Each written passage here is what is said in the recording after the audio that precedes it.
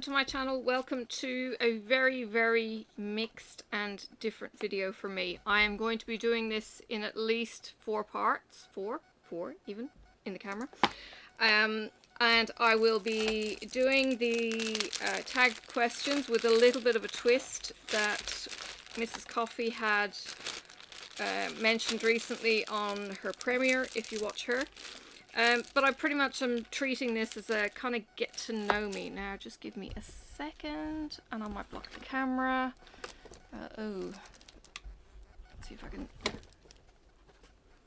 do this. I need to just tag that down, and it's probably the worst of the cover minders that I've chosen to do so. Alright, look, let's get into it. If you're not already subscribed to my channel, please consider subscribing. Please like, comment, you know, do all of that kind of jazz that helps algorithms and everything else. And yeah, come back for more. I'm Pippa. I have a toddler who's gonna drive me bonkers. She's playing just off camera. She sounds sweet and delightful, but in reality she's turning into an evil genius. A bit like her father. He's the peanut gallery. Oh god, there she goes. Alright, so anyway, I'm going to get straight into these, otherwise my video is going to be ridiculously long, and I talk at the best of times anyway. So, if you have not already seen the challenge, if you're a creator, if you're even thinking of becoming a YouTube creator, then use this.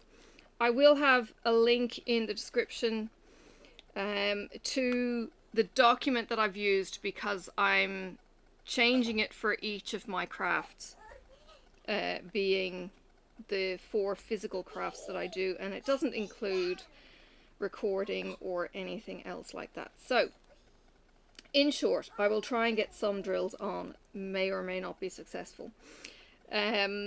So this first part is going to be about diamond painting. Hang on while I renew my glue. Goodness me, it's been a while since I've used this pen. So it's mainly to do with the tag originally was to do with diamond painting, but I'm going to use it to cover all of my crafts because, you know, I'm multi-craftual, I think, as the term goes. And yeah, just because I can. But yeah, it doesn't include recording that I do, it doesn't include editing that I do or anything like that. You'll have to go check out my other videos for that kind of chat, basically. So please stick around. So into the questions. Otherwise, like I say, it's going to be really long. Current whip, you can see there. Ooh, I did it. Is Space for Reflection. It's by Chuck Pinson, and I love Chuck's work. If I could live in his paintings, that would be fantastic, because he does what they do in the movies. He goes to a location and goes, ooh, I like that bit. And then he goes to another location and he goes, ooh, I like that bit too. And this is what they do in TV. They go to one location and they go, ooh, that's good. And then they go to another location and they go, ooh, that's good. And they put the two together, and if you were to go to either location expecting to see what they see on TV, it just doesn't happen. I'm finding this out by reading the blurb on IMDb. I like the trivia.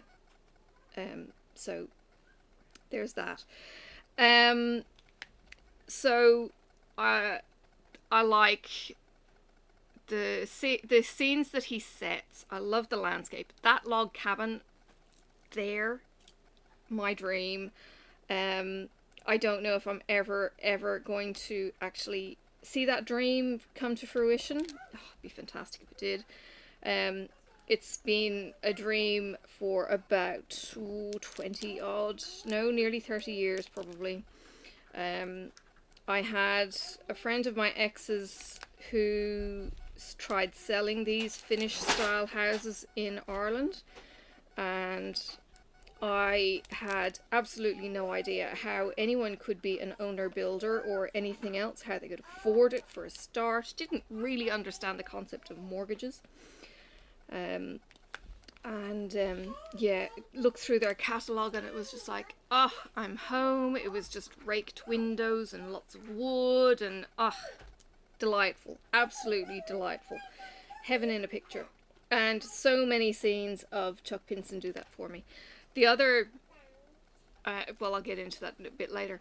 So this is Space for Reflection. It is, the specs are all on the other side of things. You might just have to go to my unboxing to get the specs. Oh no, I've got some. 74 by 55. It is round.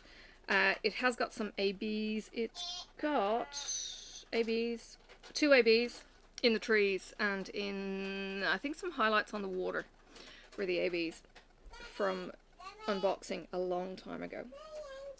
So there's that. Next, what is my workspace like? Photo. Well, if I can, I will pop a photo here in post editing, and this is my workspace.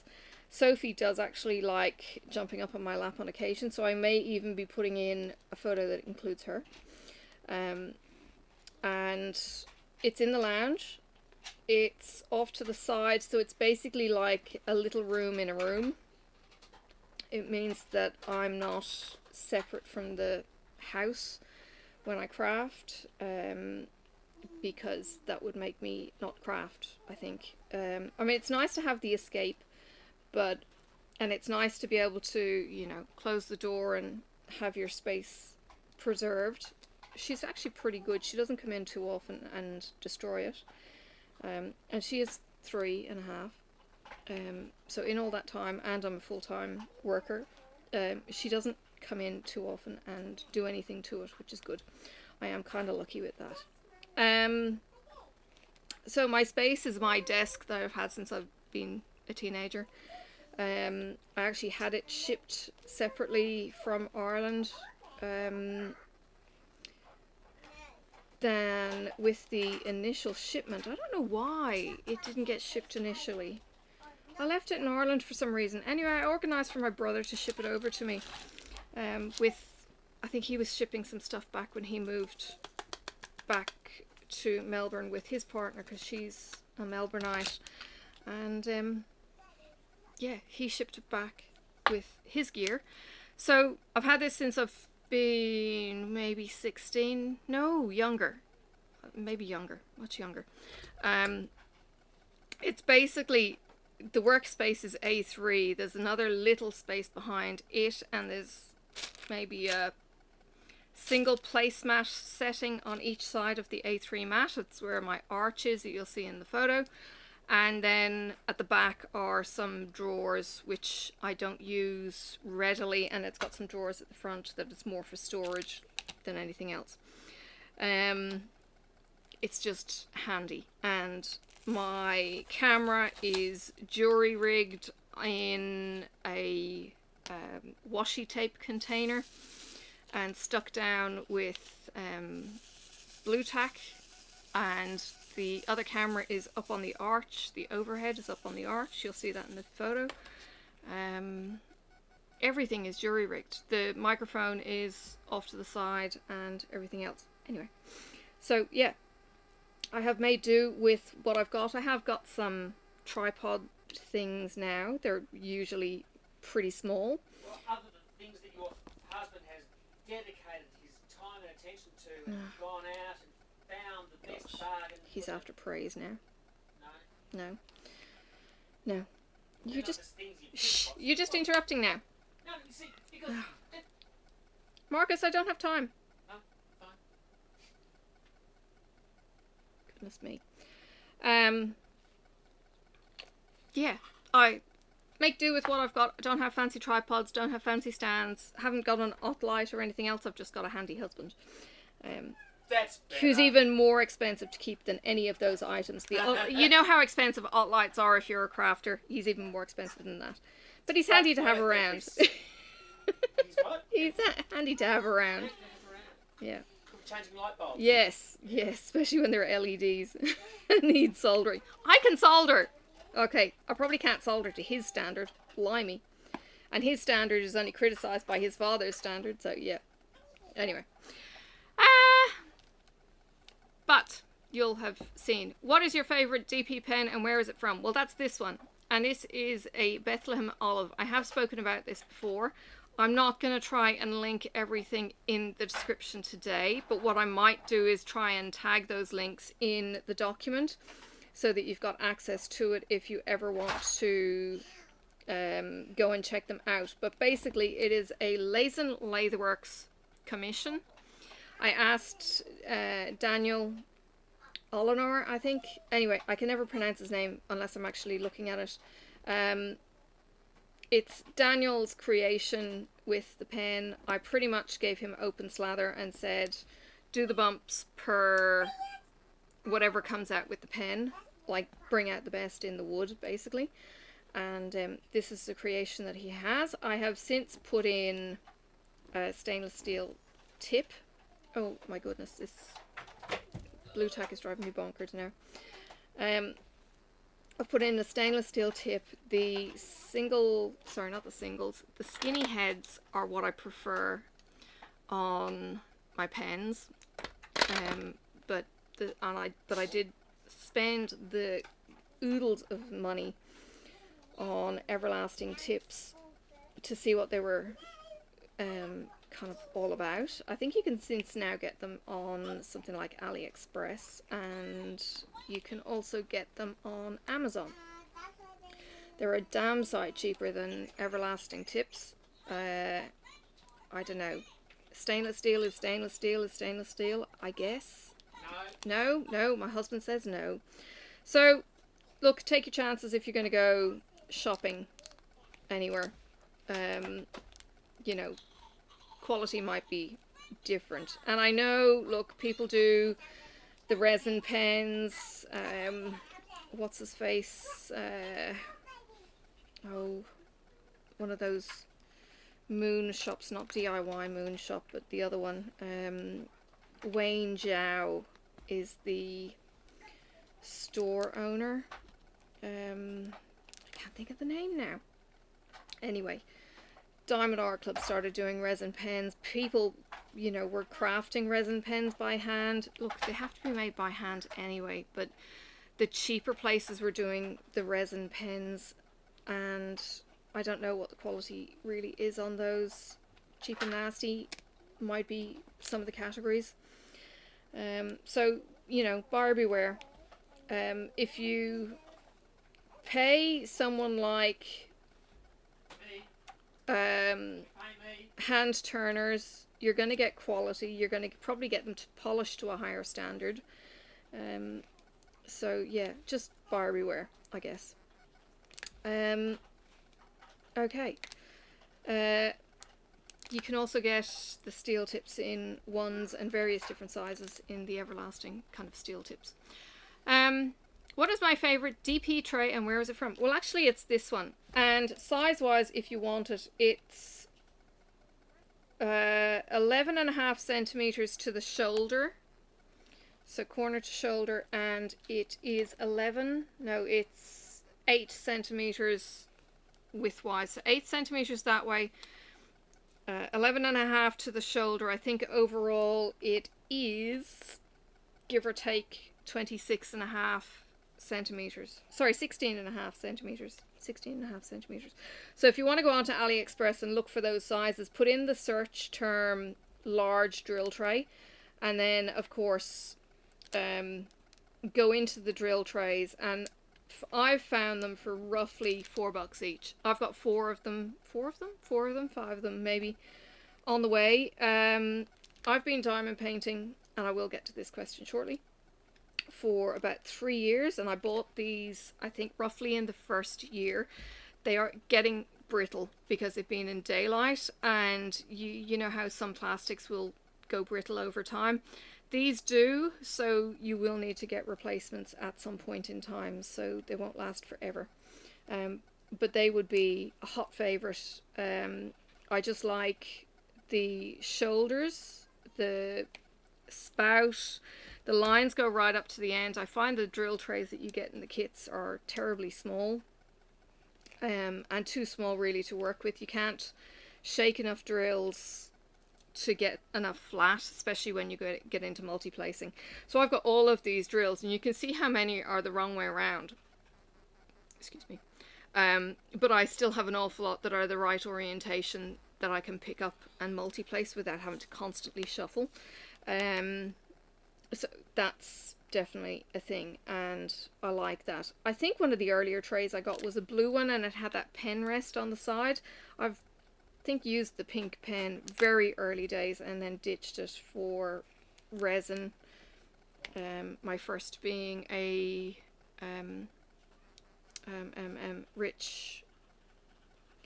Rich over in England. He was the first turned pen that I got. He does very simple pens. He does that kind of simple turned pen, whereas the bumpy pens are really nice to hold. And to be honest, if I had to go back to a pink pen, I would probably, and never be able to use resin again like the turned pens, I probably wouldn't diamond paint again. They are so uncomfortable, the pink pens, and I grip too hard and everything else. Excuse me. That is the signal that I should shut up and stop talking, because anyway, let's go for another 10 minutes, because you know I did the introduction and everything else. That's my story. I'm sticking to it. Sorry, I'm a talker. What is my favorite wax or putty? I actually use blue tack, pink tack, orange, whatever. A colored tack. I don't use the pink wax that you get in the kits. Don't like it from very early days. I just found it didn't stay sticky enough for long enough, and I was constantly refilling, so just never used it. I've got oodles of the stuff. Yeah, not gonna happen. I have tried paddy wax. I will not do the wax challenge. I don't have enough different waxes, and the only other one I have really used would be paddy wax. Didn't like that. Didn't like the residue it left.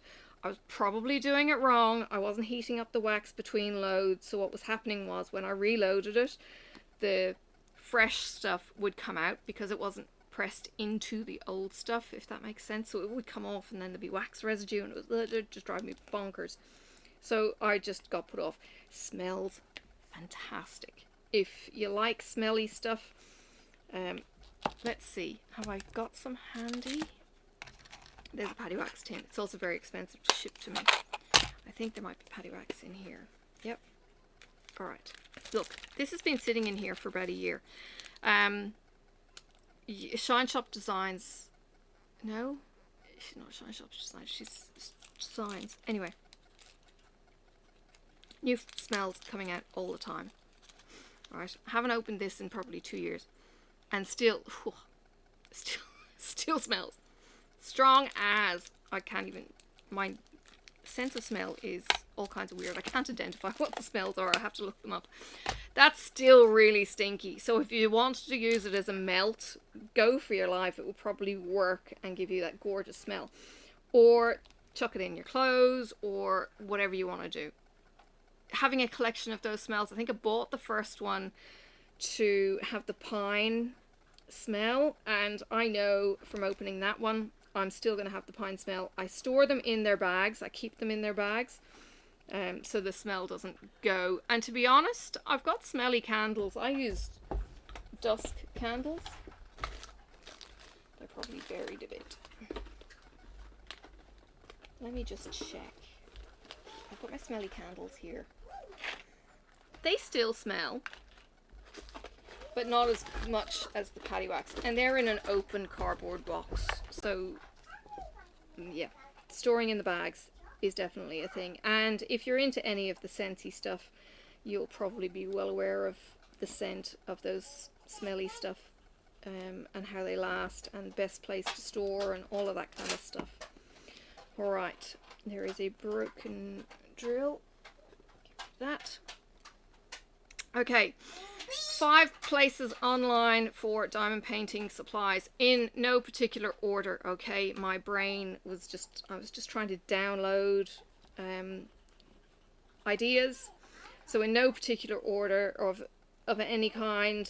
Here are 5 that come to mind that I have used in the past. So there's HappyHippoFinds.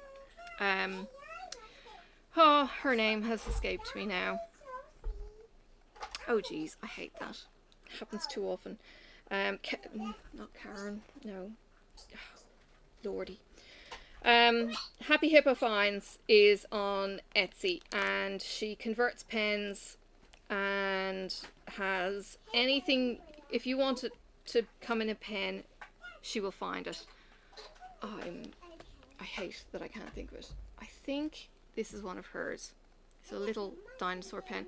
Go and check her out. The links will be in the Etsy store. Like in each of the sections of these questions, I'll put links for her Etsy store. Now, I'm going to pack this one up. Next door. AliExpress. For diamond painting supplies, I get my drill trays off AliExpress because I don't buy the 3D printed.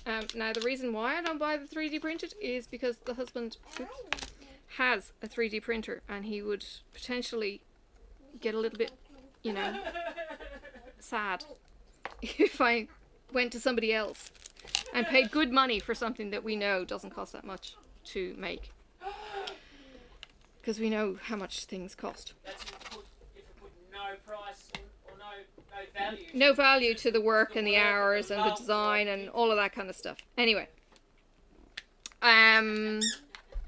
I'm going to talk now without putting any drills on, just to get through the questions. DP with sparklers. If you ever want to accent a piece more than is given on a kit, DP with sparklers, check out Tina. She is the best in the business for those kind of accessories. You're supporting a small crafter and her family, and she's got a big family. No, seriously, she's awesome. Really, really good to deal with. And only just this week, somebody had a mailing disaster.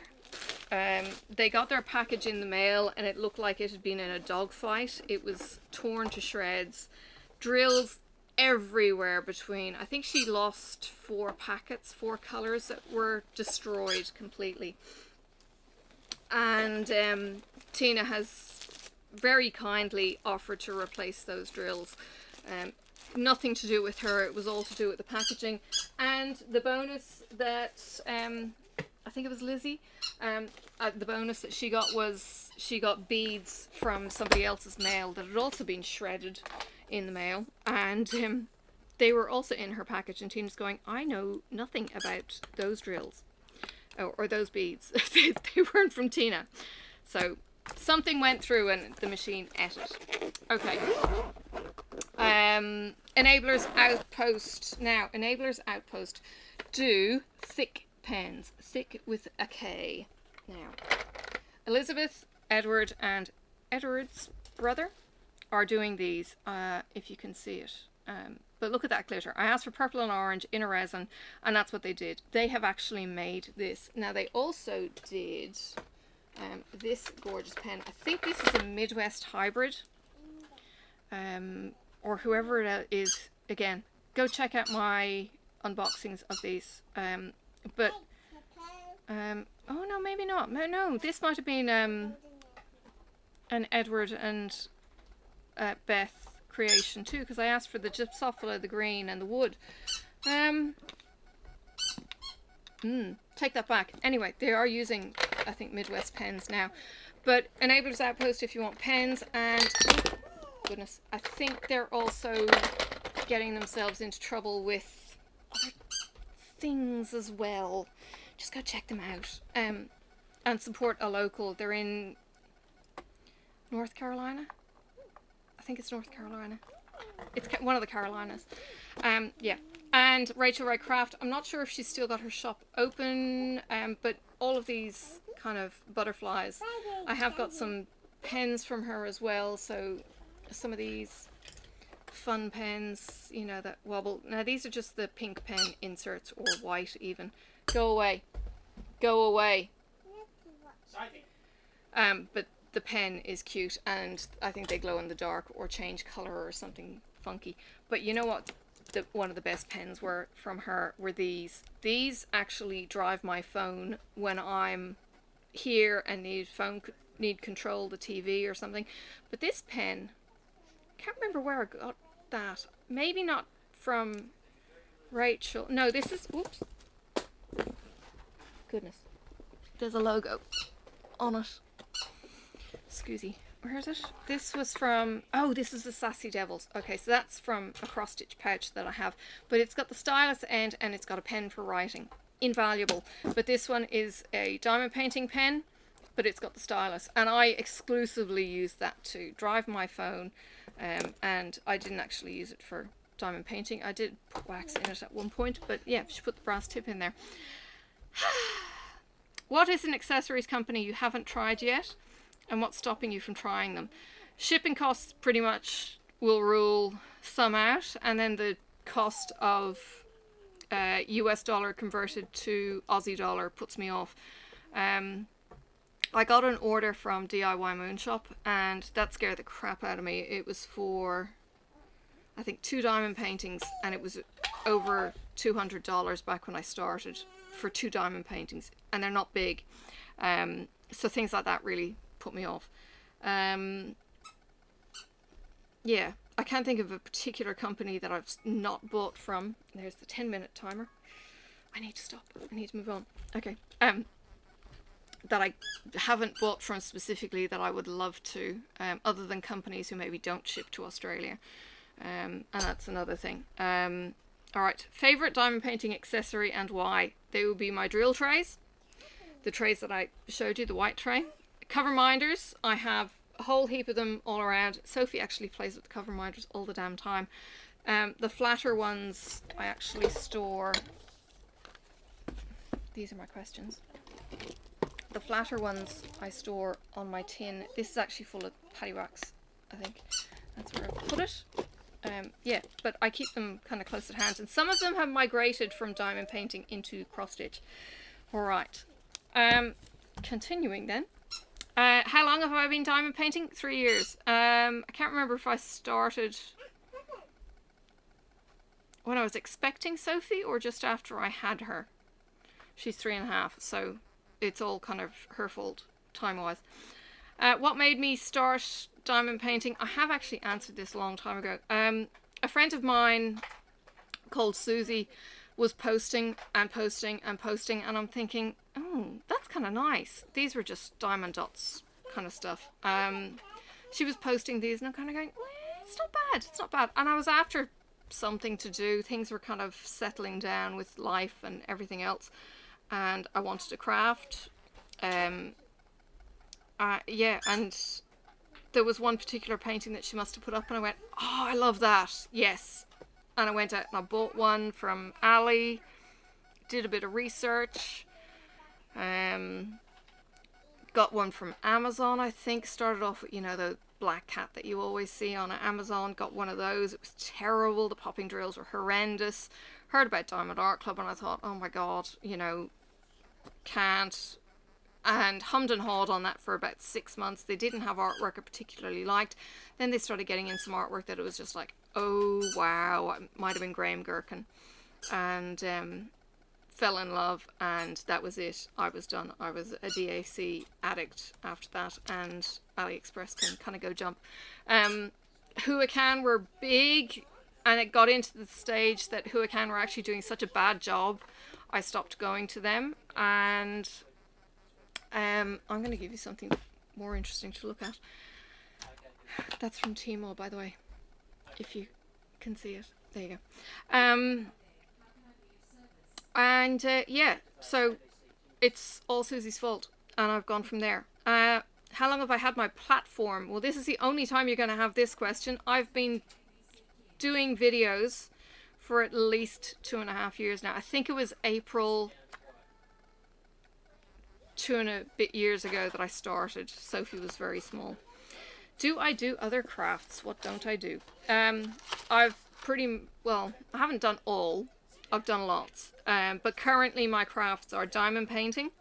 I haven't done that quite so much because life stuff. Watch my other WiPnChats if you want to know more. Honestly, it's pretty much addressed in there. Back surgery and all that kind of thing. I also cross stitch. I cross stitch in the evenings. I cross stitch on my couch. Those questions will come. And I also knit and I crochet. I was knitting in the car. I was knitting a scarf from Forbidden Fibre, the Harry Potter scarf, year 2 pattern. I was knitting that as my commute knit. And then that finished. I still need to weave my ends in fully. That finished and I've started crocheting a blanket, so you'll see that if you stick around for the rest of the videos, because I'm going to be talking about those crafts in particular on the other parts. So okay, it's been half an hour. I do apologize, but the video could end up being 2 hours long and half an hour each piece, and I'm still not finished my questions. All right. Next questions. 5 places to find pens, wax and trays. These links are going to be in the description, okay? Lathe and Lathe Works, Enabler's Outpost, Patriotic Beauty. She also does pen turning. She has turned things like this aluminium pen, but she also does resin, and her husband does the steel tips.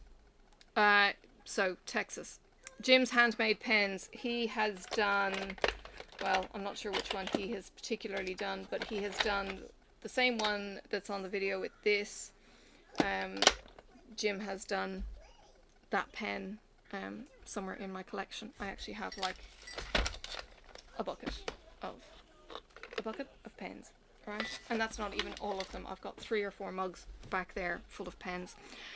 Where do I start and why? I start in the top left usually. I have started at the bottom, and then the problem is that I'm sitting on the drills. I'm leaning against the drills and I've knocked them off. So I will always stop in the top left, and then I roll it up and I keep it rolled up until I finish.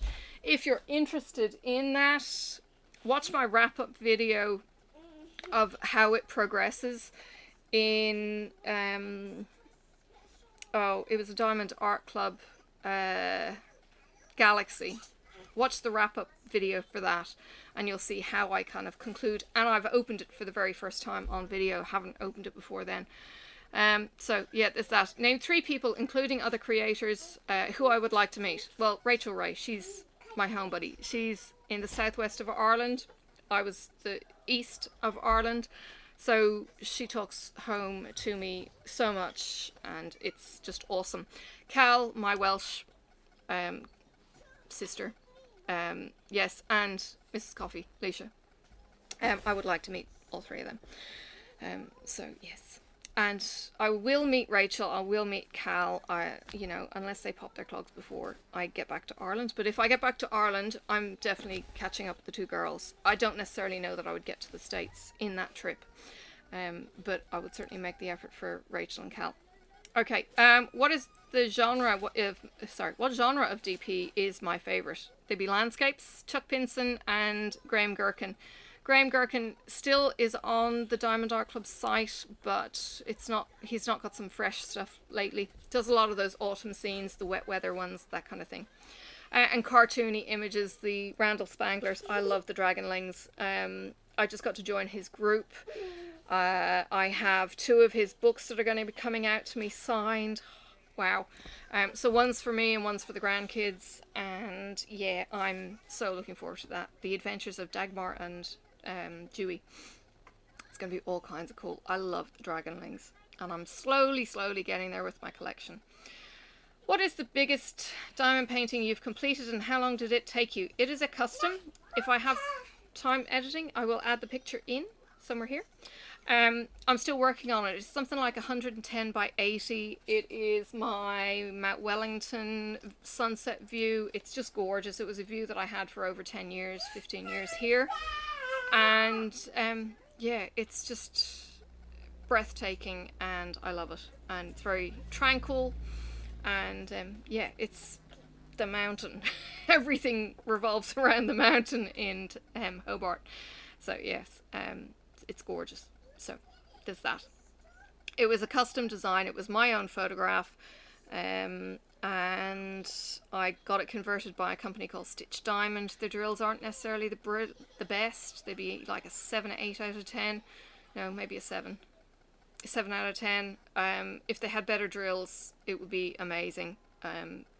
Yeah. They're just a little bit tight for the grid that's used, but the color rendering is phenomenal.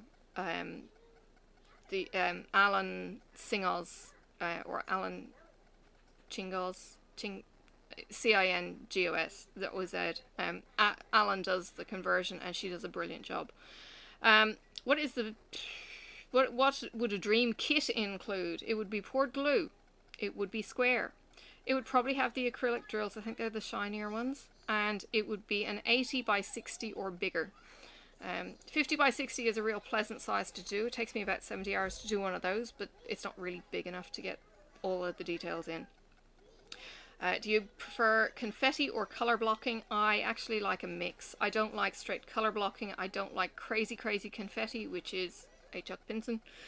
But a nice mix is really, really good. So Amandi Manzano is kind of like a perfect sweet spot. It's got a nice mix of color gradation and color blocking and confetti and everything.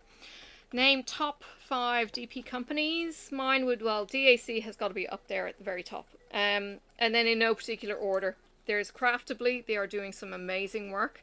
I would love to be able to get one of their kits, but costs and everything else. DIY Moon Shop are really good. Dare I say it, overpriced for what they give you, but it's really, really good quality. The shipping is horrific from Indonesia though, on top of everything else. I think they're now offering discounts. They weren't offering discounts before, so it's maybe a little bit better. If you want to check out more of DIY Moon Shop, I tell you what though, Fee over in WA is a big promoter of them, ambassador, and Heike, Stone Cold Coffee Crafts, they're both ambassadors for DIY Moon Shop. So if you want to check them out, go and check out their unboxing videos. Rachel has also done some as well. And Star Roar, surprisingly enough, Star Roar actually comes with a brilliant kit. It comes in a tube. I'm sure it came in a tube. Yes. No, not Star. Sorry, I'm thinking Coat Art. It was Coat Art. Coat Art come in a round tube, like what I call a Smarties tube. It's what my Smarties used to come in every Christmas. They came in a tube. So they come in a tube, but the accessories that you get were just that little bit extra and really, really cool. Go and check out my unboxing for the Coat Art kits. They don't ship outside of America, so it was... I do. I might have had them shipped to Steph, Wolfpack, and she's another one that I'd love to meet. I think I shipped them to her, and she then sent them to me. Star Roar, I think I was able to get off Amazon, but there are some really good. Craftably do really good kit collections now, and Dreamer Designs, believe it or not, actually do a really good setup. What they give you in their kits as the extras and everything else are really pretty. It's just a shame, and hopefully they've got over it, is the blurry printing on the canvas. Otherwise they would be top notch. Their drills and everything else are pretty good. But my problem is I'm looking at it and it's like you just can't tell what the symbols are that you need to put the drills down.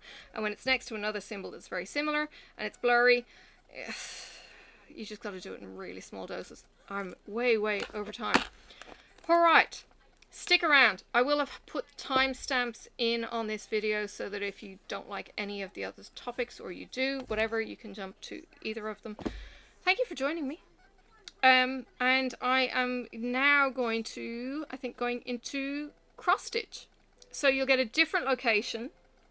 I'm actually going to get the other computer out and I'm going to record over there of me cross-stitching and answering cross-stitch related questions. So you'll get a completely different lot of companies, things and everything else. if you're cross-stitch minded. So yeah, come and hang around, grab a coffee, and yes, let's have a little ad break or something, and I'll see you with my needles. Alright, let's see if I can do this second part. This is all about cross stitch, so I have my cross stitch out. I'll see if I can get my camera to focus. There we go. Now, what I'm stitching on is this. This is my current whip, one of my many current whips. I may even do a bit of a whip parade in photos. This is the Collectors. This is by Autumn Lane Stitchery. It is on Bee Stitch Me Poison Apple, which is this gorgeous purple and green hand dyed piece, and I'm going to try, well, a loop start to get me going, and let's see if we can get some stitches in while I do the rest of the questions for cross stitch. Excuse me. This is 18 count, and I do struggle a bit with 18 count, so let's see where we go. Alright, where is my workspace? The workspace for this is my couch. I don't usually have the camera set up, but I do have the light, which I will show you up there. That's the arm, and that's the light itself. It's my what we call the flower light, and if we ever instruct the Dougal sound alike, we tell it to turn the flower light. What is my favorite needle size? My favorite needle is actually this. It's the Easy Guide ball tip needle. They are amazing. They actually do have a tiny little ball. Yeah, sorry for the glare. It's got a tiny little ball tip at the very end of that needle. Trust me, I'll maybe take a picture and have inserted it. There's a tiny little ball at the top of that, and it means finding the hole is so much easier than using a sharp needle, which can go into the wrong place and frequently does. What is the favorite needle minder and where is it from? Ooh, I'll have to show you a photo afterwards. It's Agnes's cover minders, the dragons. They're actually over at my desk. I don't use them cover minding. However, I do have this one. This one came from Cal. Anyway, my dragons from Agnes. They are awesome. What is my favorite DMC or DMC cotton or silk? Sorry, what is my favorite thread, let's say? Okay, DMC, cotton, silk, or the hand-dyed stuff. I actually love working with Weeks Dye Works and Classic Colorworks. And I love the Silks for You. I actually got Silks for You used in my pilot dragon, and they are amazing to work with. They are just so soft, a typical silk, I suppose. So soft and just amazing. And they're Australian. Which obviously means they're better. Yes, Is that what you're saying? yes. Top 5 Etsy cross-stitch shops. Well, hey, how about you look at this? I'll grab my phone and, you know, you can just look at my pretty stitching. I'm working on Pattern Keeper on my phone. It's how I cross stitch, and I will look at the Etsy shop just off camera and go to my favorites. The link for my Etsy shop, because I think they're public likes, I did just check this before. If you go onto my Etsy page, which I think is just Pippa Brown, you can actually go into my favorites and you can see my favorite shops, because there's heaps. So, 5 favorites on Etsy for cross-stitch supplies. Some shops that I have gone to that are gorgeous is Green Terrace. I could spend all the monies. Mika Stitch Design are amazing. Cute Broidery is amazing. Autumn Lane Stitchery is kind of a given. And I'll stop there because that's lots. Alright, what is an accessory company you haven't tried yet? What's stopping you from trying them? That would be Clay by Kim. They are hot commodities, Clay by Kim dragons, and impossible to source, I think. She's also stopped shipping internationally. Like, seriously, if you don't buy them in the first 20 seconds, you haven't got a hope. I don't know how the hell people are so fast. I mean, granted, she's only posting 20 dragons or something. I would love a Clay by Kim. That would be up there on what's called a unicorn item, for hard to find. Come on, focus. Come on,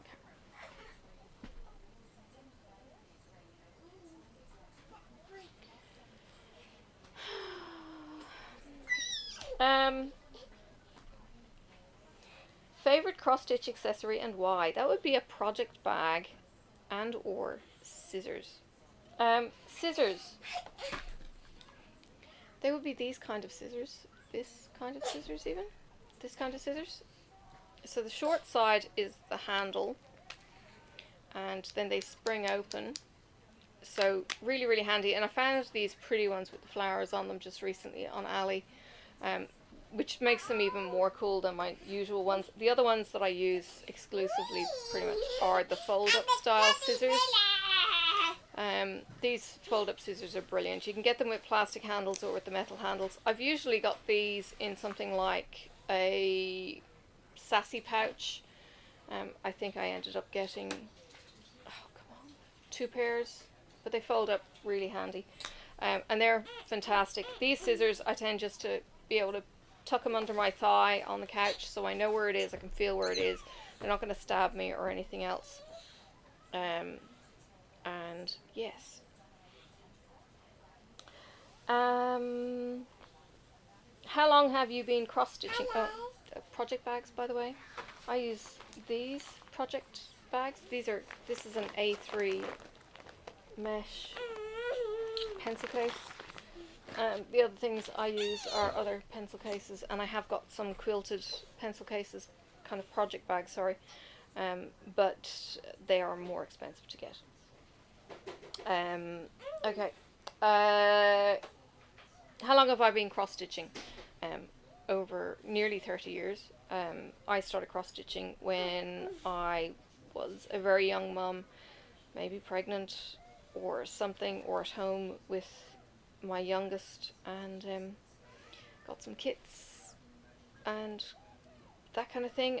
Buying floss and, well, dyed fabric was not a thing. I think kits was really the only thing, and I've got some dimensions kits. And if you go back to my very first floss tube video, you will actually see the kits that I started with, because I take you through my whip parade, projects that I have, and they're old.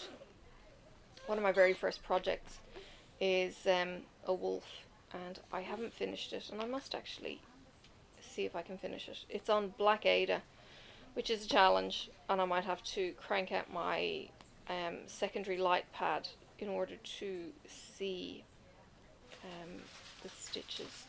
But it'd be kind of nice to finish it, just as a challenge piece. At the moment, my challenge piece is a Heaven and Earth design, because I made the mistake of buying 25 count Ada, and yeah, don't do that. Stick with your sweet spot. Get it overly big if you need to. But it put me off, and then I was doing 10 to stitch, and it was all foreign, and I really need to frog back the little that I've done and start all over again. Yeah. What made me want to start cross-stitching? Well, what made me want to actually get back into cross-stitching was black work, and that was only maybe a year and a half ago. March maybe last year. March last year. Just over a year and a half. So started doing the black work with Peppermint Purple Sal. Loved it, and then thought, I really like the idea of doing something on the couch in the evening that didn't take too long. And then when I didn't have the Peppermint Purple weekly challenge to do, I was kind of going, now what do I do? And was kind of twiddling my thumbs a bit. So I got into the cross stitching and haven't looked back since. I've barely even gone back to the black work, to be honest. 5 places to find supplies. Well, for me in Australia, a lot of it is Etsy. Then there is my local needle stores.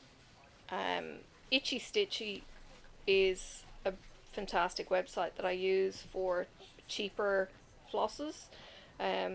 Cheaper as in I buy bulk DMC floss from there and it just works out more cost effective. And Facebook groups. So I get my hand dyed material from either Stitch Me, I only use 3 companies, from Stitch Me, Fortnite Fabrics, or Misty. And if you've been watching my channel for any length of time, you will know that I get some pretty major hauls. In fact, last week unpacked a huge haul from Misty that were actually half yard and full yard pieces. They're for my long dog samplers. Yeah, so they're Facebook groups. They do Facebook sales and they also do web sales. Next, where do you start and why? Well, this is case in point as to why I will never start in the center again, this pattern.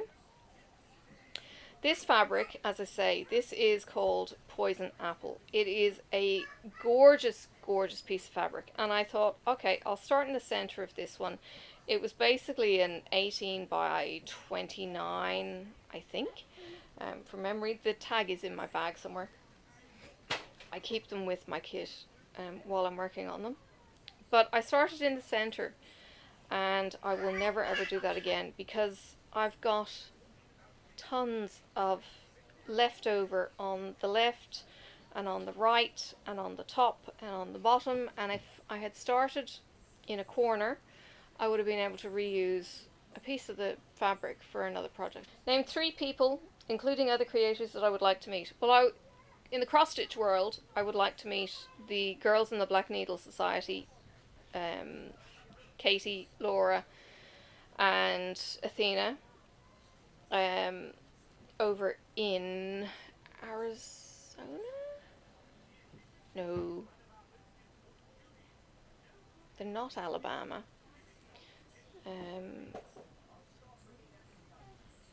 Kansas. There might be Kansas. Or I could be completely off road. Anyway, could be completely wrong on that. Anyway, I would like to meet the girls. Michelle Bendy Stitchy. I would love to meet Michelle G. And Cassandra and Aaron Houston. I would love to meet them. The people behind Autumn Lane Stitchery. They are the bee's knees. Yeah, so good. What genre of cross stitch is my favourite? Ooh, well, that's a tough one. I prefer the more realistic, although none of the stuff I'm doing currently is the realistic stuff. I've got so many whips.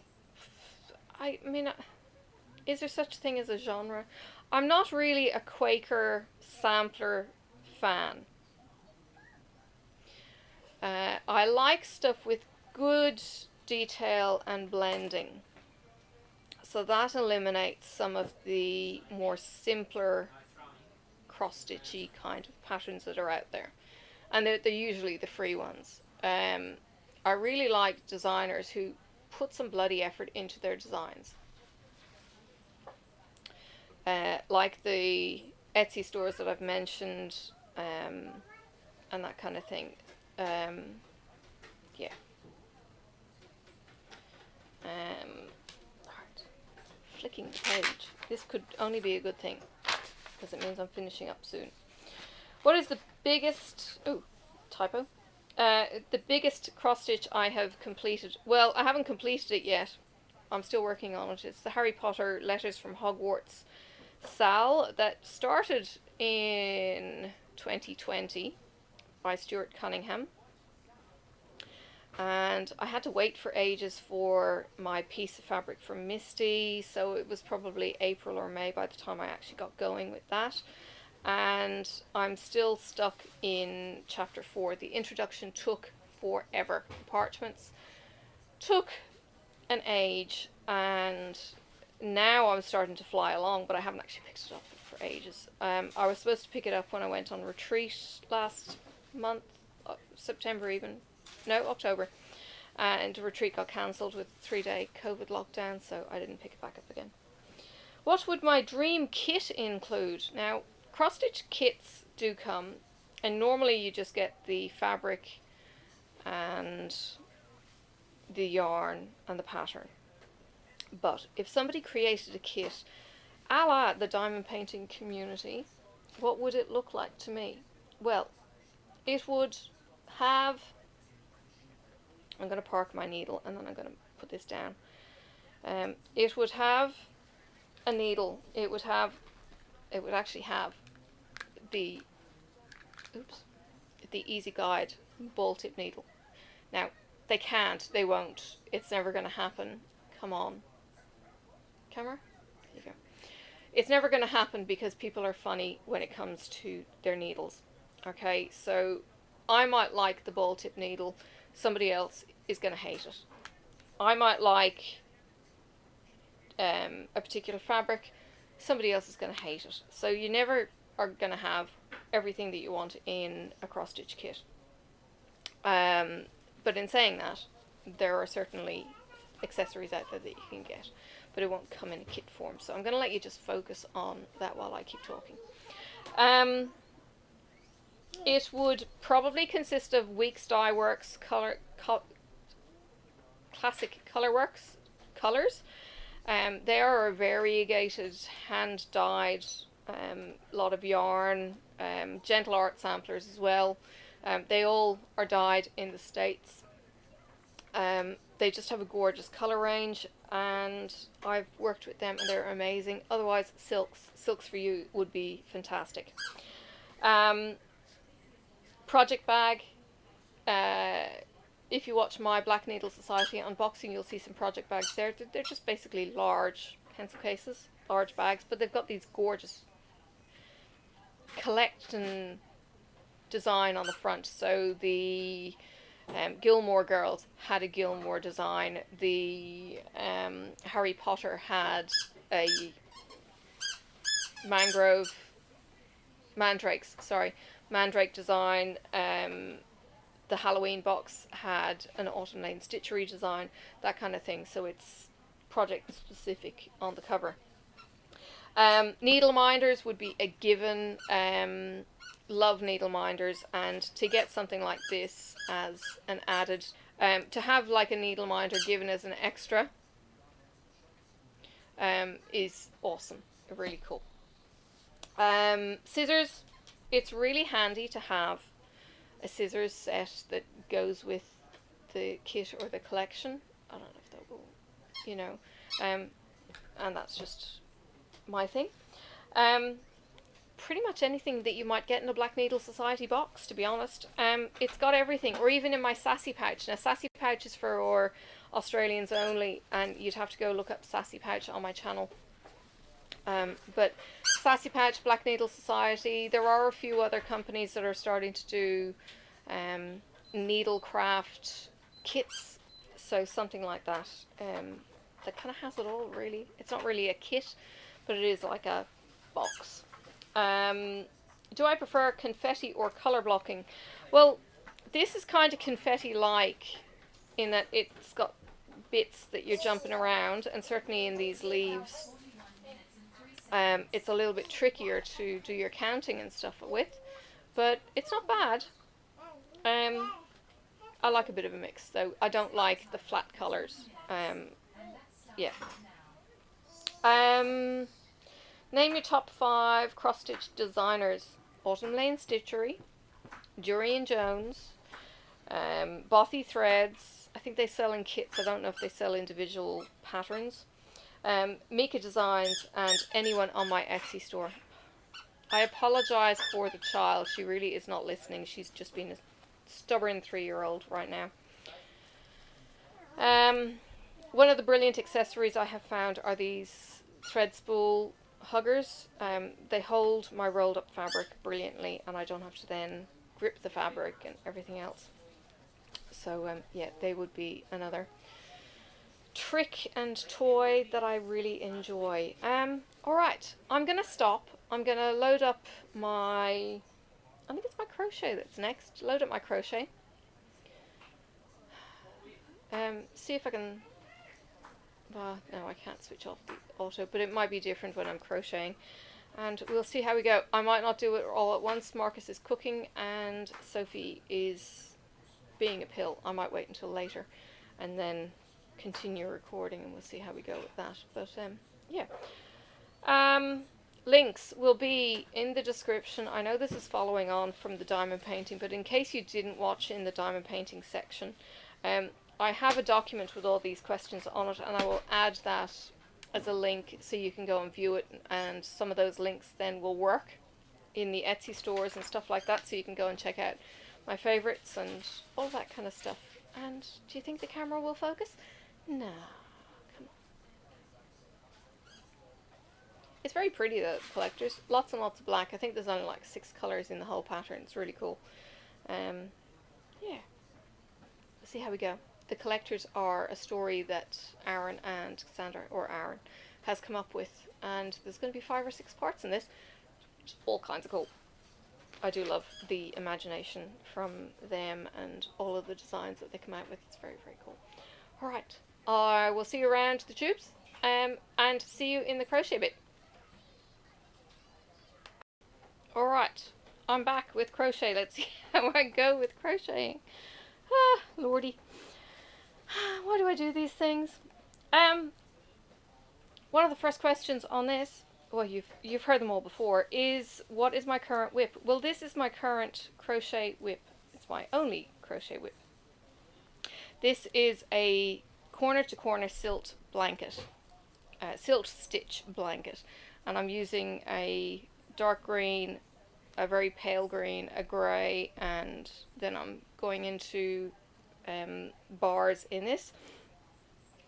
Silt stitch is basically alternating single crochet with a double crochet, and in the corner to corner then you do the increase on both sides until you get it to the right width, and yeah, you keep going. The only place I tend to work on this is my commute into work, although I need to finish this project by the end of December, so I'm on 3 weeks off work, just on some leave, and I need to do some homework as well this time around.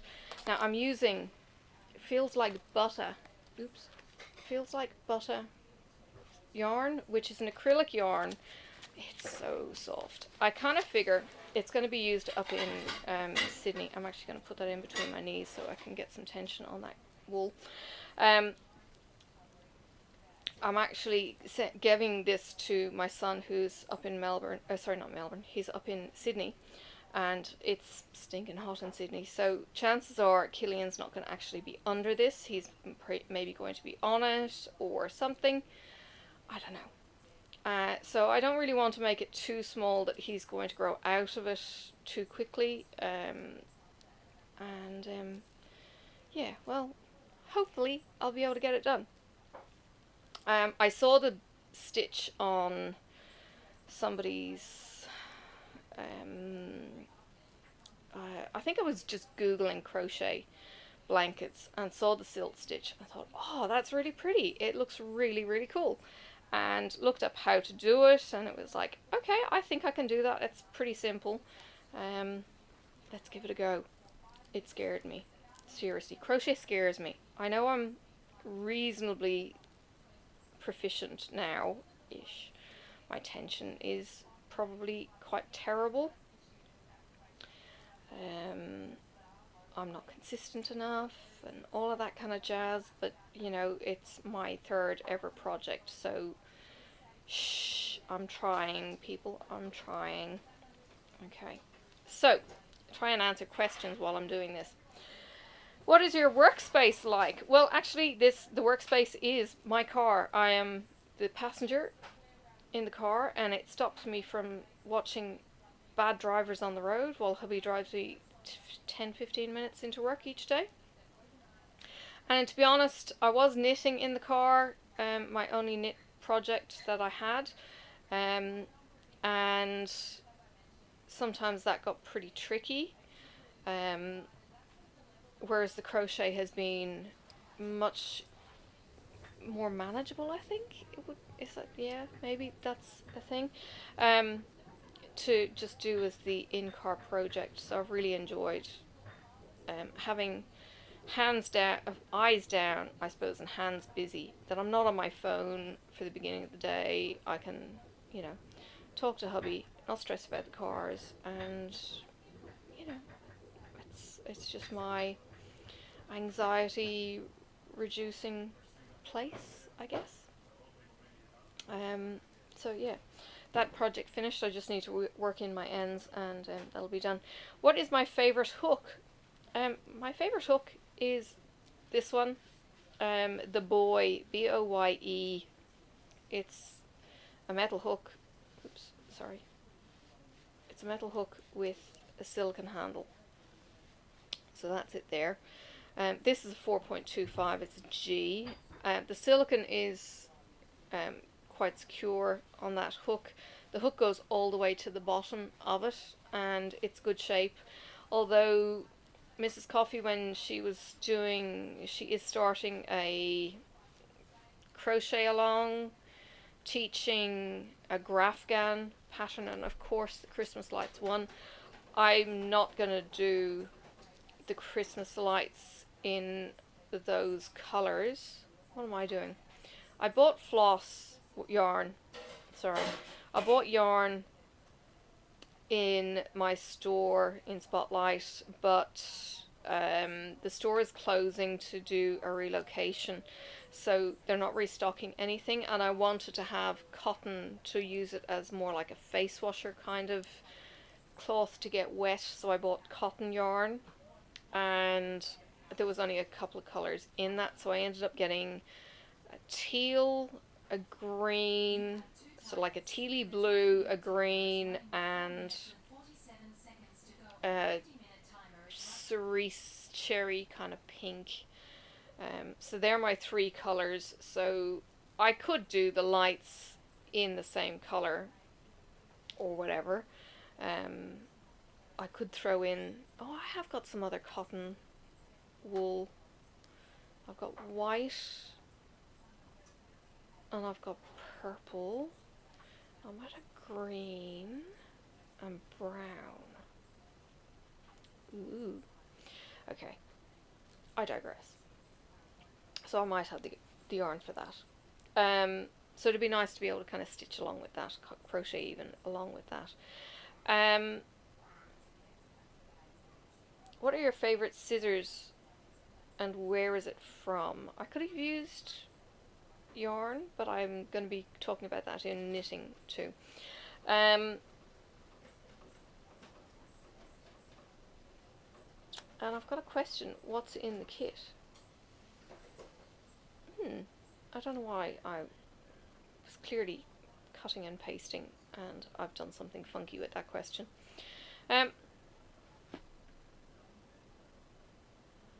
What is my favorite? Well, let's go with what is my favorite yarn. Wait. This one is gorgeous. Feels like butter. Nice and soft. I'm working in all sorts in knit crate stuff. So I've actually got alpaca. Oh, that's so nice. So soft. Some of the chunky yarns are not bad, but they can be, well, you're using a much bulkier yarn, so you need a lot more, and I didn't know. I was going for yardage rather than anything else. So yeah, anything with alpaca is pretty good. 5 top places for crochet supplies. Well, Spotlight's been my go-to for things like the hooks and the yarn, pretty much. I have gone to Amazon for the latest crochet set that Mrs. Coffee recommended. She had a silicone set that she put on the page in the group. and that was pretty good. And good price pointing as well. And I asked her how they compared with the boy ones, and she thought they were better. So I'm giving them a go. And yeah, we'll see how they compare. They'll be getting here, I think, next week. And I also have bought from AliExpress for pouches or bags or something. What is an accessory company that I haven't tried yet, and what stopped me from trying them? Stitch markers.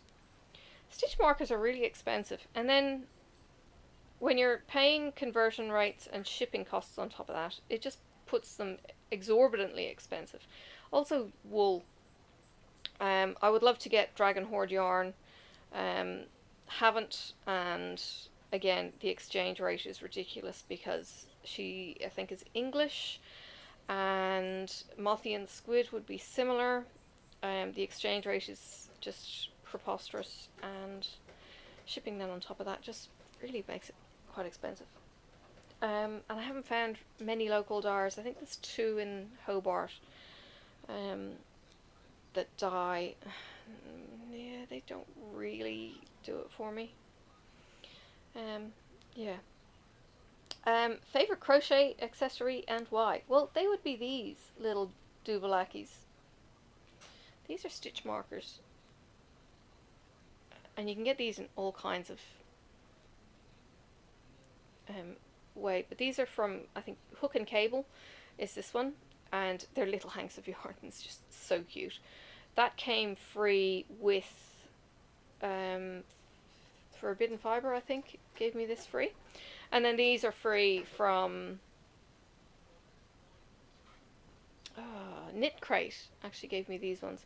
So they're handy, and you can have different meanings for the different colours, or just mix your colours up. It doesn't really matter. But stitch markers, they are fantastic. They help you with the counting. You know, for me, it's kind of like counting every 50 or whatever. And another fantastic thing that I got Forbidden Fibre sent was this hook. It is Susan, is it Susan Baxter? Susan Bates hook. I have no idea what size that is. It's got the tip that you can end up using to stab through, and it's got the hook that you can use to catch your missing threads. I have used this so much to repair my knitting and everything else. Do you think I can find anything in Spotlight? No. I need to get more because I really want to have one in every kit, and at the moment I just keep it in my knitting. So yeah, there are those 2 accessories that I would not want to be without. How long have I been crocheting? Probably 2 years. I first crocheted an amigurumi apple, and if I can think of it and I can find the photo, I will put it in here. I did an apple for the teacher, and I had to have a friend come and teach me how to do the magic circle and how to crochet and all of that kind of thing. I was so dense when it came to crocheting and could not seem to pick it up from YouTube. So I needed to have somebody on my shoulder sit with me and help me, and she was amazing. Yes. What made me want to start crocheting? I saw the idea as a gift for the teacher and thought, how hard can it be? It was hard. Let me just say that. It was hard. It was hard work on this little old brain learning a new skill. What genre of crochet is your favourite? Practical items. So I've got a blanket, the corner to corner blanket that I started. It's Marissa's fault, really, for getting me back into it. I did a corner to corner blanket with Marissa, the crafty heifer, and loved it. And it's enabled me to then do this without being too scared. So yeah. That was my last year's project, and this is this year's crochet project. I don't want to have too much. I'll never finish. And amigurumi are my awesome favorite designs. They have so many designs. They're super cute. Okay, they're super tiny too. in most cases. You're using quite fine yarn to do them, and yeah, there's that. What is the biggest crochet project I've done? The corner to corner that I did with Marissa. I'll try and put a picture in here as well for that. It was basically diagonal blocks, large diagonal blocks, and I just got yarn from Spotlight and just mixed and matched, and you know, it was a mishmash of colours and everything else, and yeah, it just worked. It was really cool, really fun, and I really enjoyed doing it with the rest of the girls. I would do a block maybe an hour, and when I started, I'm going, I can't do this, and I would rip it out and restart it, and it was all to do with the turning. I think that was my big problem, and eventually it just settled, and it was like, oh my goodness, I can actually do this. So persevere, get a buddy who can teach you if crochet is something that scares the bejesus out of you, but you would love to give it a go. I think it's a really, really cool thing. And my brother crocheted me a blanket when I was a kid. Again, watching people crochet is like watching people casting spells. It is kind of mesmerizing that one piece of yarn and one hook can create something that's just a bunch of knots and magic and awesome. So yeah, there's that. Next, what would my dream kit include? And look, this is just me. I know not everyone is going to want this. I would want a good hook. This kind of hook is nice. The bamboo hooks are a real treat, and I don't buy them, so they are a real treat. Crochet bag. I actually put my working projects into a canvas bag, so a cotton bag. This is just a cotton bag from a local, I think it was Harmony Day that we had in Hobart, and they were giving away free bags, and I grabbed one of those. So those canvas tote bags, they're amazing. So what I actually do, I usually have two on the go. So one actually carries the working yarn and the project, and then the other bag houses all the spare yarn that I'm going to need for the whole project, and the working project then gets folded up and put in on top of that. So I just need to grab the small bag and then dip into the big bag incidentally. Stitch markers. There are so many fun stitch markers out there. They really are. They're on lobster claw hooks. The stitch markers, like the plastic markers I've showed you. There are little rings that you can get that I've got from Darn Good Yarn, I think. And then there are creative amazingness that people make, and little wooden laser cut things and all kinds of stuff. They're really cool. Scissors. This yarn I can actually snap. My knitting yarn I cannot, with bare hands. I've turned it into a wuss. But this one is quite soft and will break reasonably easily, whereas my regular yarn will not. So a scissors is invaluable. Again, those fold up scissors are really, really good. And I don't know where my scissors is. Oh, something like that. This one actually has all kinds of things on it. It's got a knife blade. It's got a pen. And it's got scissors. Oh, and it's got a ruler. It's got up to 10 centimeters on the ruler. It was just an AliExpress purchase, and you can get them in different colors. Very, very lightweight, so it doesn't add anything to your project bag weight-wise. And it's not going to cut anything, and of course the pen is there so you can mark where you're up to or anything else. It's cool. Do I prefer confetti or color blocking? Well, I like a mix of colors, to be honest, or even a mix of patterns. It doesn't have to be the same the same pattern. If it's got different colors, it can be the same stitch, or if it's the same stitch, different colors, I think are really cool. So yeah, there's that. And name my top 5 crochet companies. That would be Knit Crate. They give patterns as well as yarn. Ravelry. I apologise. Ravelry tell you what your yarn will do for you, and there are a whole load of patterns. There's groups you can be a part of there, and everything to, you know, support your habit. And I might be not supposed to do that, but I'm just blocking that off. That sits in there, and that will go back into the project bag because I'm at an end.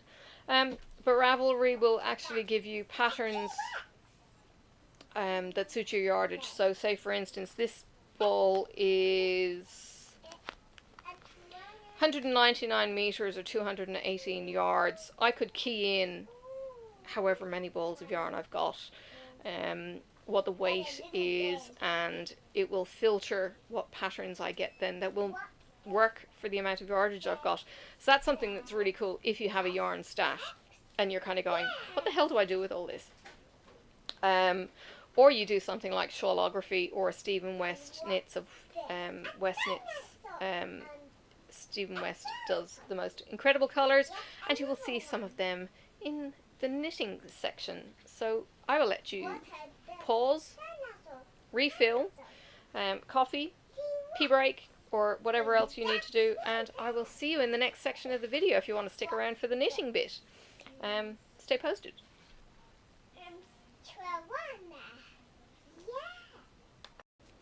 I am working on a project called Shawlography. This is by Stephen West. This is Westy that I refer to in some things.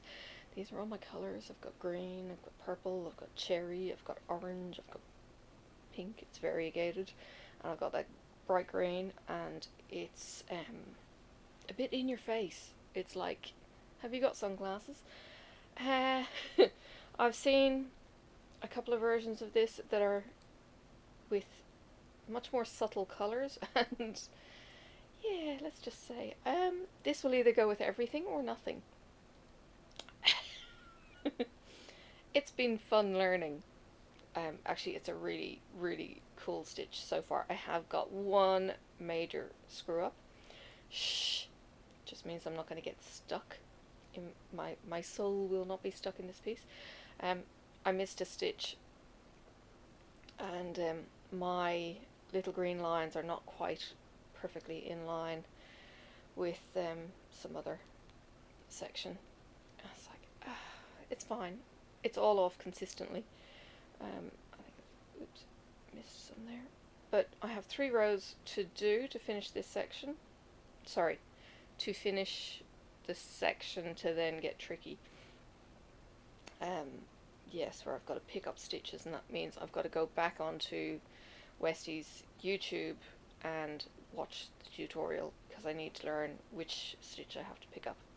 Anywho, it's the next morning, in case you haven't noticed, and yes, the other people are still in bed, and Sophie will probably creep out in the next however many minutes, looking like she's come through a bush backwards, which is probably how I feel at the moment anyway. Right, so yeah, Shawlography is my knit piece at the moment. I do have my scarf that I just finished, and I have to weave the ends in, and yeah.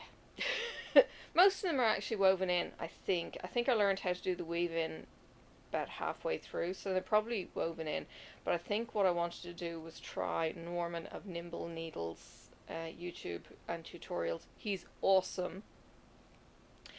I wanted to try and check whether or not my ends will come out with this method, or if I need to go into the middle of the yarn with a darning needle. So anyway, that's my homework at some point this break, and that also is a riot of colour. It's insane. Okay, what are my favourite needles and why? My favourite needles at the moment are my lace circular addies.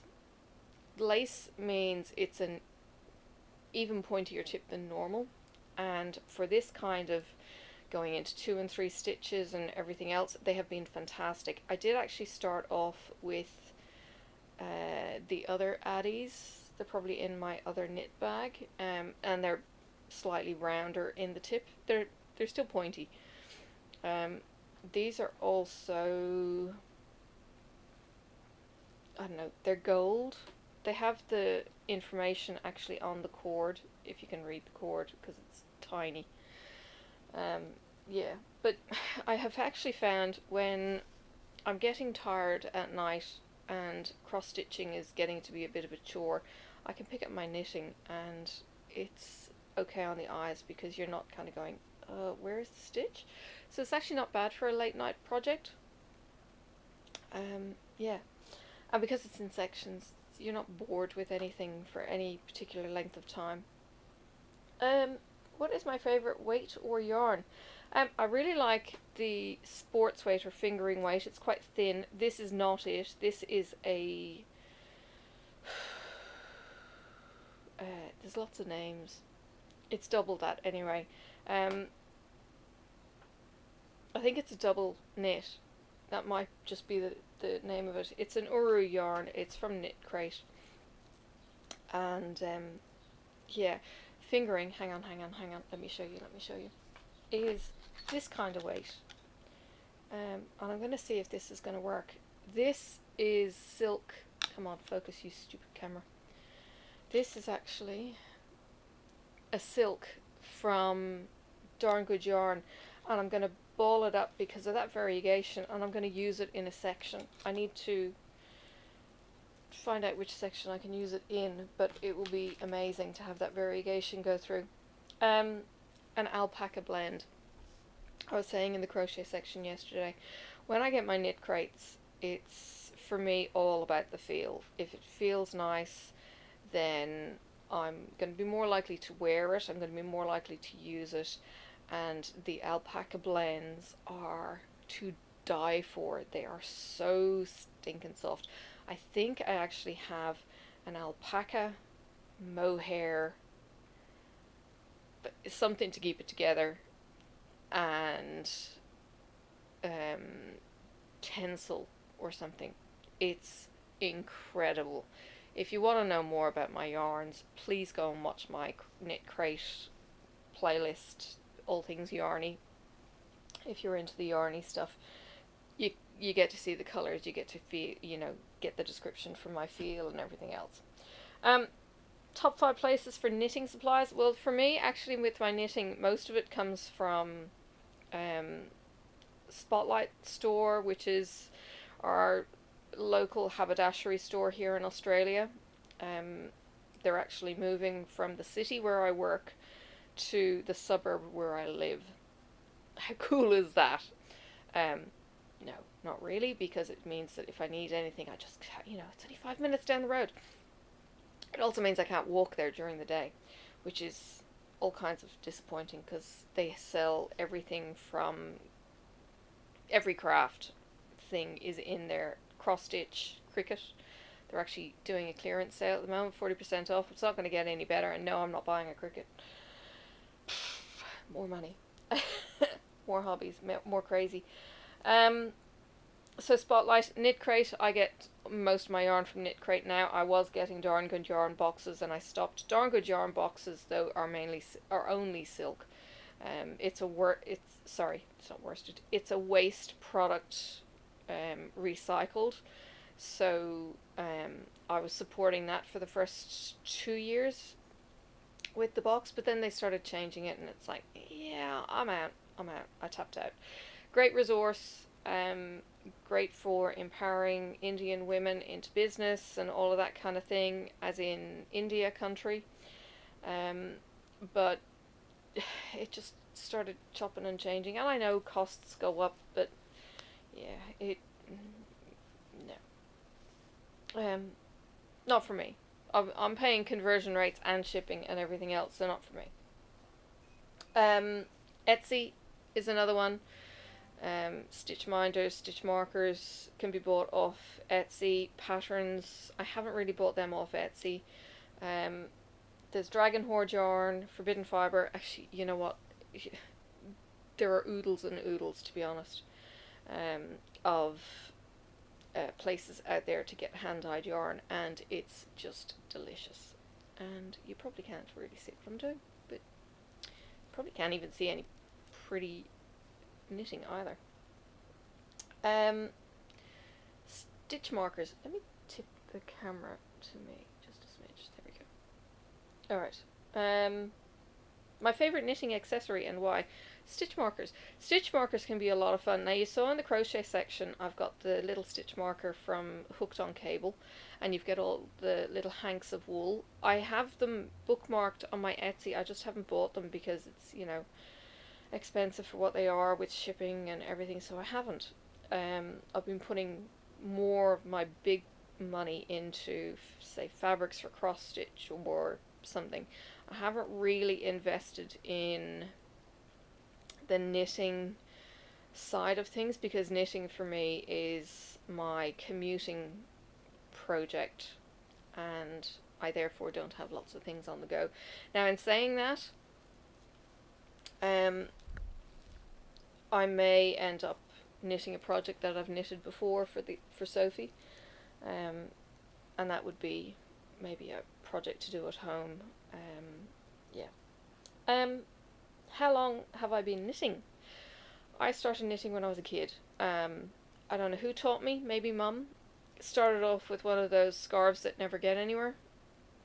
Hated it. Dropped stitches. Hated it. Hated it. Hated it. Hated it. Never understood the point of it. Could knit, could purl. Picked it up again as a young mum when I thought I had time. I don't know. Really? What was I doing? I was working part-time as well. But anyway, so I actually have, I knitted a jumper as a teenager that was holy. It had the humongous needles, and you had to yarn over 3 times. So you knit a stitch, yarn over 3 times for a row, and then when you got to the next row, you knit your knit stitch and you dropped the yarn over, so you ended up with these great big holes. And I knitted that and finished it, I think. I know my sister helped me with one finish, but I knitted that and I wore that. That was cool. It was slightly batwing or something. I don't know where that is now, because wool knitted things last forever. I knitted a cardigan for Ian when he was 3, and I still have it. He wore it like a jacket. It was a chunky Irish knit. Bought the pattern. No, still have the pattern for it, and then knitted one for my daughter Jenna, in different colours. So he got the navy and green and red, and she got purple and teal and stuff like that, and I knitted that here in Australia. Still have that. Still perfect. Couldn't quite get the same buttons. Buttons are really hard to find. Buttons are a thing. They always used to be a thing, but they're not so much a thing here in Australia. It's very weird. So yeah, struggled with buttons, but yeah, so I've knitted on and off the odd project. I purchased,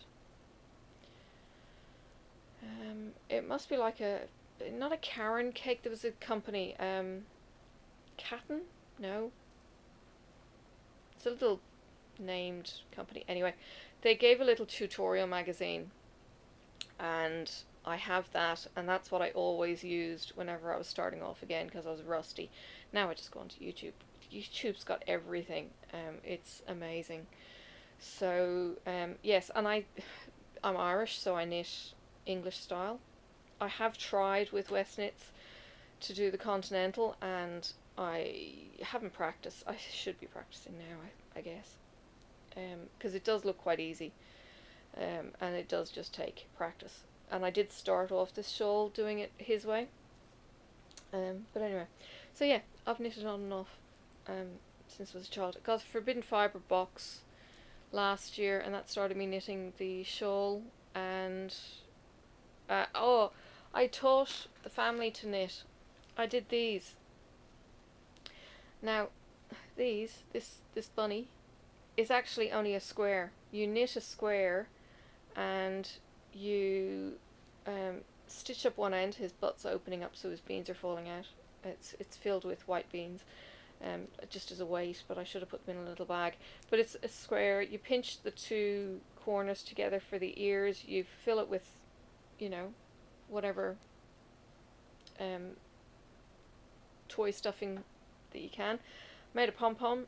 Every one of us, Marcus and his two daughters, also knitted one. That was an endurance. Teaching the then, what was she, 7-year-old and the 12-year-old how to knit, and it was just knitting.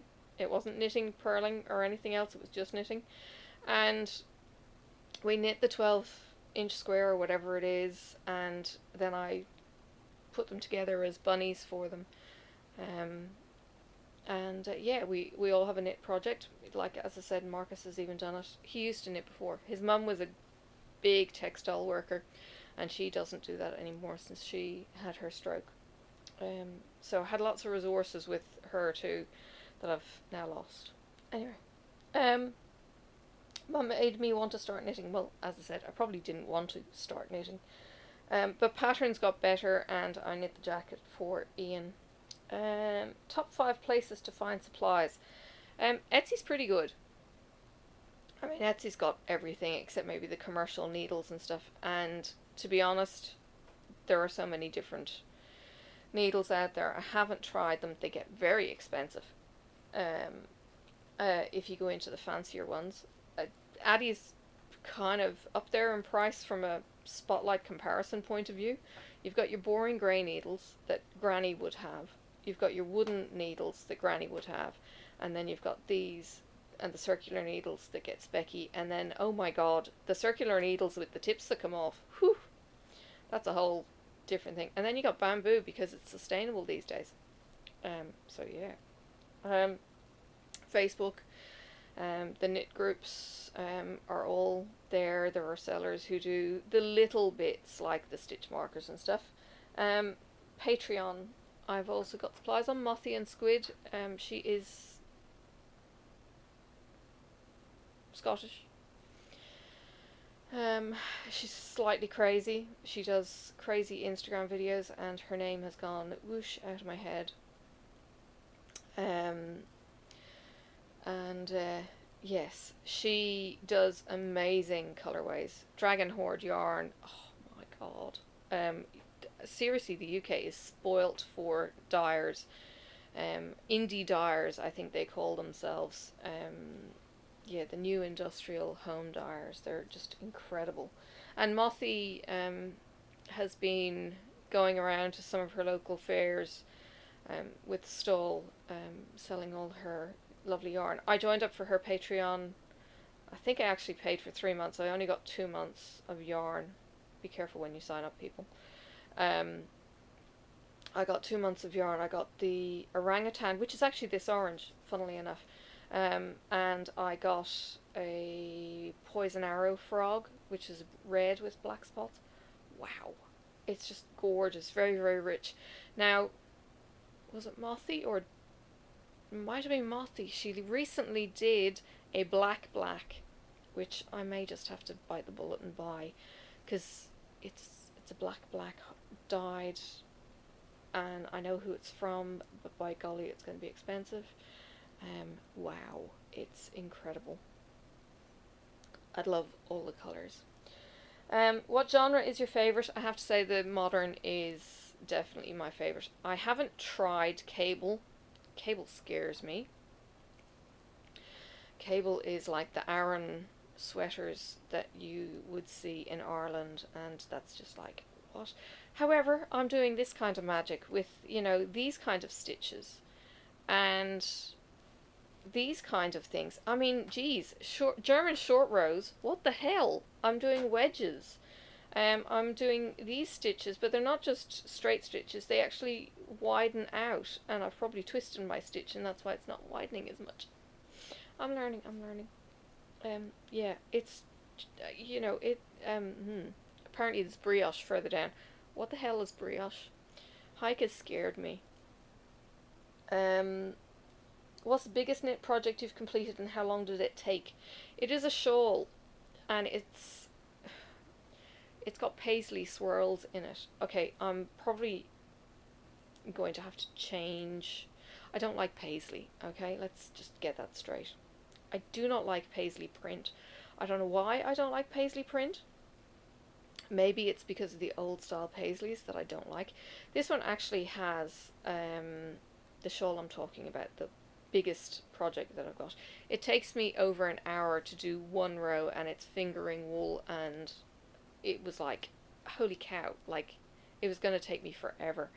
It's really, really light. It's in a cream, and it's got these black and brown curlicues in it. So it's not a beginner stitch. What the hell am I thinking? Anyway, I'm giving it a run. Wow.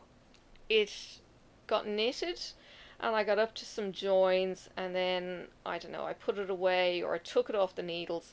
Don't do that, people. I ended up then finding it and frogging it back to a straight knit and putting it back onto circular needles, and it's in my bedroom. I've dragged it out, and I would like to finish it. It's just a triangle shawl scarf thing, really light, gorgeous colour, feels nice. Started it in Ireland, I think it was Ireland, maybe it wasn't. Yeah, but anyway, it's an old project, one of those other old projects. What would my dream kit include?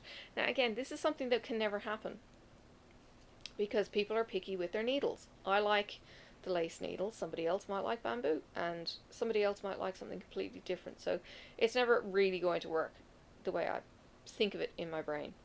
But it would have some excellent needles, like not the cheap and nasty needles that you might get in, you know, a cheap product, but excellent needles, like top of the range for the project, suited for the project. Yeah, just the perfect needle. It would have the yarn for the project in the perfect colorway. Now, Westy does do colorways in lots of different colorways, and so you can pick your style that you like for some of the shawls, which is really cool. It would have a pair of scissors. You know, I've told you about the scissors, told you how valuable they are. Sorry, yep. It would have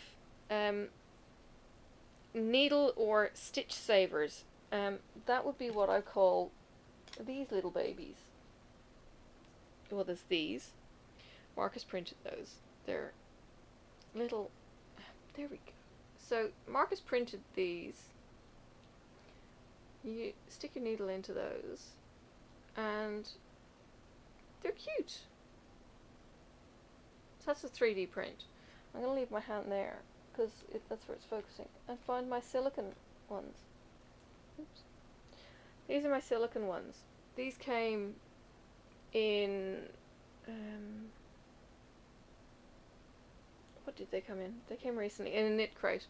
And they're two silicone, they're squishy, and they fit my needles perfectly.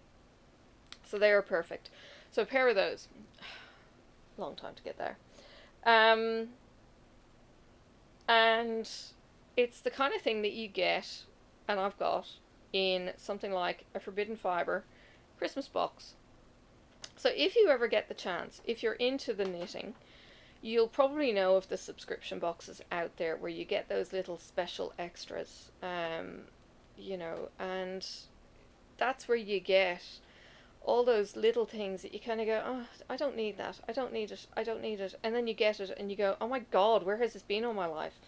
Because it's fantastic. So yeah, there's that. And moving on, do I prefer a confetti or a colour block? Well, I kind of like the mix of colour. Again, same with the crochet. I like the mix of the stitches. If I had to do all one colour, the mix of stitches giving the different textures would be amazing. But it is kind of cool having all the different colours and all the different patterns and all the wacky, you know, falooza that goes on. And it's just really, really cool. I mean, now, in saying that, the last couple of things that I've been doing have been a riot of colour. The Harry Potter shawl thing. Look, it's here. Hang on, let me get my stitches down off the ends. It's this, okay? It's variegated wool. It's different stitches, even with the variegated wool. Then you've got the different stitches, and it's, you know, all these colours. It's just amazing. And it blends and all that kind of thing. So the next box that I get is going to be similar. And yeah, so I really like this stitch. I've got a couple of, oh, maybe not. No, they look okay now. There's a couple of loose bits, but that all has to be blocked. Didn't like that one so much. I think that's the end. And then the beginning, I stuffed up. No, this is the end. The green is the end. I stuffed it up. That's actually correct, this bit here, but these bits here I went wrong on the first line, and that bit is complete stuff up, but it works. So yeah, that's my story and I'm sticking to it. Again, my soul is not going to get trapped in that scarf because there's so many mistakes. It's going to be evicting me. Dear. Name my 5 top knit companies. For me at the moment, Knit Crate is definitely up there. I get 2 skeins a month. You can get more. You can double down whenever you like a colour scheme. It gives me a mix of weights. So I've got everything, to be honest. I've got fingering, double, sport, worsted, chunky. They've all come from Knit Crate. They're all Uru. Well, sorry, they're not all Uru yarns. They use Viridian, I think it is, as well, and a lot of it's from Peru.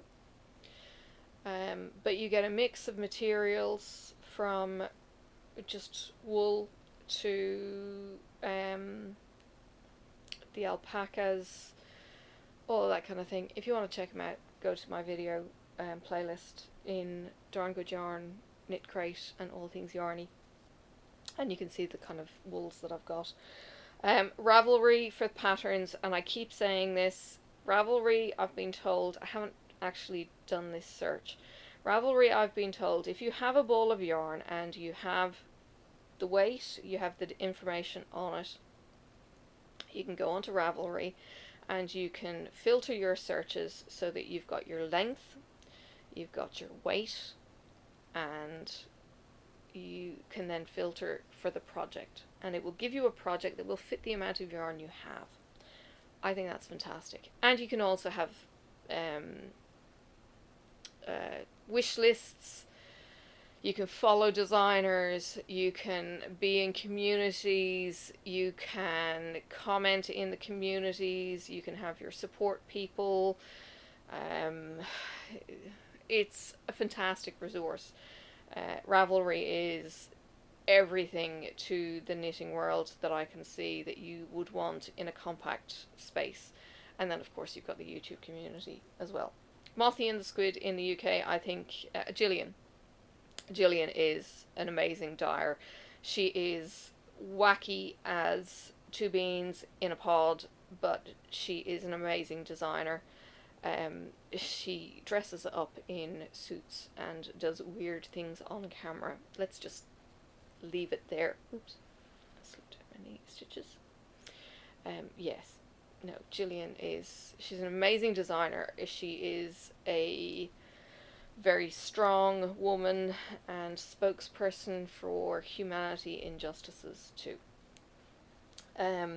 Dragon Horde, I follow Dragon Horde yarn on Instagram, and her colorways, oh my god, her colorways are just incredible. I need I need to just invest one day in a bunch of her yarn, but oh lordy, wow, yeah, she's incredible. And she does a lot of her yarn based on, say, movie themes or things like that. Stephen West is another top 5 companies. Where I missed out my peoples. Oh, okay. I missed out my knitting people that I'd meet. But Stephen West also does tutorials for his items. So if you're doing one of his projects, you can actually follow him on YouTube as well. And he teaches you the stitch. He shows you where you're going in. So this one, for instance, I've got to go down here and I've got to pick up a particular lump of stitch. I'm going to be watching that on the video. And then in the next bit, I've got to pick up another lump of stitch. And then you drop 10 stitches and it's like, whoa. Ooh.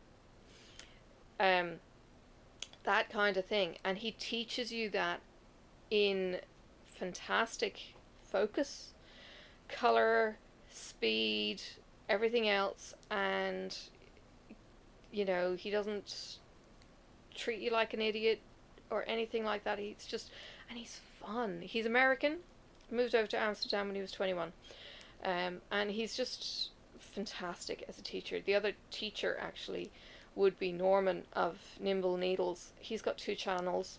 One is straight boring tutorial videos, and the other one he talks a bit more, shows alternative techniques and all of that kind of thing. He's German. He's been knitting since he was, you know, in mummy's womb kind of thing. I think he's been knitting since he was 6 in reality. So he knits all kinds of things, and he is a really, really good teacher. He teaches simply, and then he teaches you the right way, and then he teaches you alternate ways, usually about 5 alternate ways in most of his videos, that you can actually do the same stitch with and get the same effect. So it might be a case of, and please don't take this the wrong way, he might knit one way and then he'd go, okay, now it's time to do the purl. Well, this is how you do the purl. And he's kind of going, but if you just knit into the back of the stitch and you do this and this and this, that will give you the same result. And it's like, excuse me? Witchcraft. Seriously, it's magic. How he does it is, it's magic, and it really is cool. So I think there was some trick I was watching him on, and it was just, it was a simple technique that he did, and he showed you how to repair stitches. It was just fantastic. Really, really good resource. So yeah, definitely one I watch. There are other girls out there I have looked at, but to be honest, I tend to try and come back to the boys. If I can't find the boys teaching it, then I will look elsewhere. But now I'm fixed. Stephen West and Norman of Nimble Needles I will go to first as an instructor. Now, wrapping up, because, you know, this has been a long video if you've stuck with me the whole way. Would there be 3 knitting people I would meet?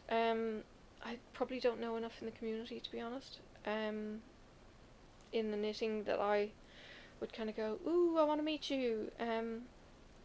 I don't know of many of my YouTubey people that knit, actually, either. Because I haven't really been showcasing my knitting on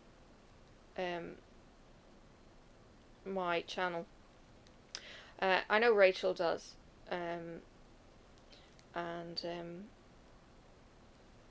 She's done the cat knitting. I think it's a bit like her. I just kind of do it in my own time, and particularly because it's driving. I'm not watching any YouTube or anything when Marcus is driving. It's my in-car project for when we go on the road, and that kind of thing. So yeah, that's that. Yeah. Alright, well, I will love you all and leave you. There will be a fair bit of editing throughout that video, taking out a lot of the focusing crud if I'm not talking too much. So this is going to be going up late for my WiPnChat Wednesday people. I will get to editing it shortly, and yeah, we'll go from there. Thank you very much for joining me. If you would like to subscribe, if you're not already subscribed, please do subscribe, like, comment, tell me what your hobby is. Are you a knitter? Are you a crocheter? Are you a cross stitcher? Are you a diamond painter? Are you a scrapbooker? Do you quill? Do you do colouring? What is your hobby? You know, if you stuck with me this far, what is it that you do? Let me know. And let me know if there's stuff that you'd like me to show. I don't really teach. I might just do, you know, I've done things my way, if, you know, it's not necessarily the best way. So I'm not going to necessarily teach if I'm not doing it right. I'm certainly not expert level, but I do enjoy, for my own mental health, keeping my hands busy. It saves me picking nails and fidgeting. Actually, yeah, it's a good anxiety tool, actually, keeping your hands busy. And I'm sitting on my couch here. My feet are up at the coffee table. So I'm not sitting bolt upright. I'm probably not as best supported as I could be, but I'm sitting down. I've got a throw rug here next to me if I get a bit too cold. Coffee table nearby for my drink. I've got the TV in front of me where I, you know, will binge watch TV. I have my phone next to me if I watch YouTube, if I'm not cross stitching, because that takes up pattern keeper. You know, everything is around me and it's nice and comfortable, and I don't hurt my back usually doing it because I'm not twisting. I might twist more when I'm cross stitching and stuff. So from a posture point of view, it's good. It means I'm close with Marcus is sitting down watching TV with me. It's keeping my hands busy, so I'm not fiddling with them, because I fiddle with my fingers and bits of nail and things like that. And yeah, so it does kind of help my fidgets, let's call them. It's not necessarily anxiety, although I do pick and chew and everything else if the anxiety is worse. I wouldn't have thought I had anxiety before, but I probably have. And yeah, here's the blonde with her gaggle of bunnies. Okay, I'm gonna go.